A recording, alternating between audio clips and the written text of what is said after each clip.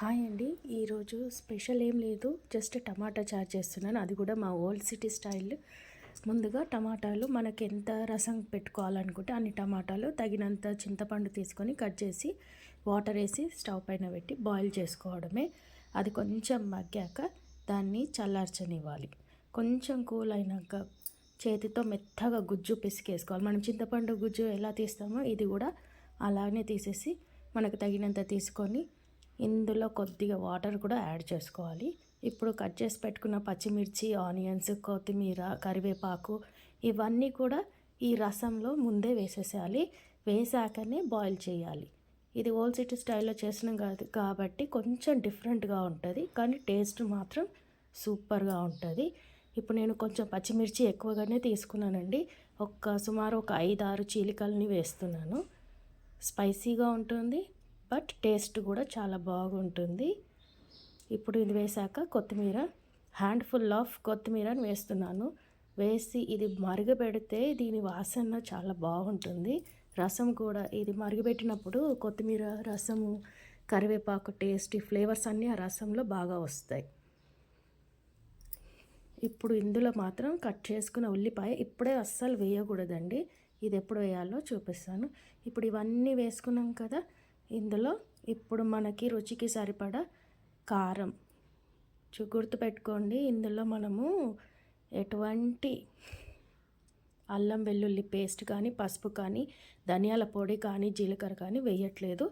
Just మన రుచికి సరిపడా మీ టేస్ట్కి తగ్గట్టుగా కారం వేసుకోండి. నేనైతే 2 టేబుల్ స్పూన్స్, టీ స్పూన్స్ లాంటివి వేసేస్తున్నాను. ఇంకా కొద్దిగా ఉప్పు వేస్తున్నానండి. నా టేస్ట్ తగ్గట్టుగా, మీకు నచ్చినట్టుగా మీ టేస్ట్కి తగ్గట్టు ఉప్పు ఎక్కువ తక్కువ అడ్జస్ట్ చేసుకొని వేసుకోండి. ఇప్పుడు ఇదంతా వేసాక స్లో ఫ్లేమ్ పైన దీన్ని ఒక 5 to 10 మినిట్స్ బాగా మసలనివ్వాలి. మసలు పెడితేనే ఇందులో ఉన్న కరివేపాకు, కొత్తిమీర టేస్ట్ రసం అంతా చారులోకి కలిసిపోయి మంచి టేస్ట్ అనేది వస్తుంది.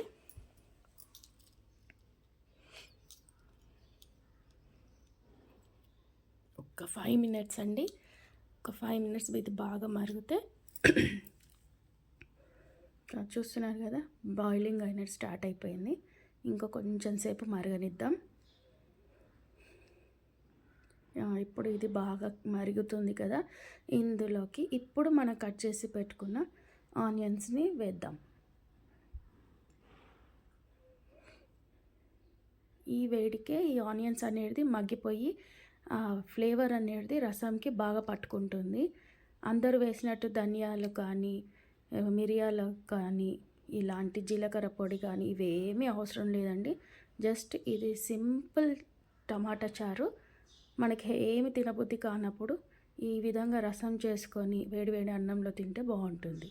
ఇప్పుడు ఇది మసిలాక స్టవ్ పై ఒక కడాయి పెట్టుకొని కొంచెం అంటే కొద్దిగానే ఆయిల్, ఎక్కువ కూడా అవసరం లేదు. మనము పోసు గింజలు కూడా ఏం అవసరం ఉండదండి. జస్ట్ ఒక జీలకర్ర, ఆవాలు వేసుకుంటే, వెల్లిపాయలు వేసుకోండి.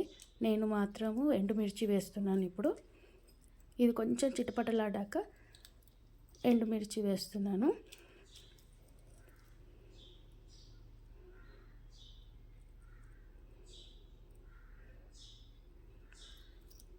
అవి కొంచెం ఎండుమిర్చి ఫ్లేక్స్ ఉంటే వేసేస్తున్నానండి.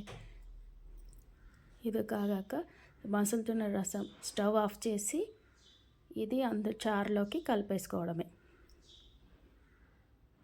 వేడివేడిగా అన్నంలోకి చాలా బాగుంటుందండి. ఇది మా ఓల్డ్ సిటీ స్టైల్.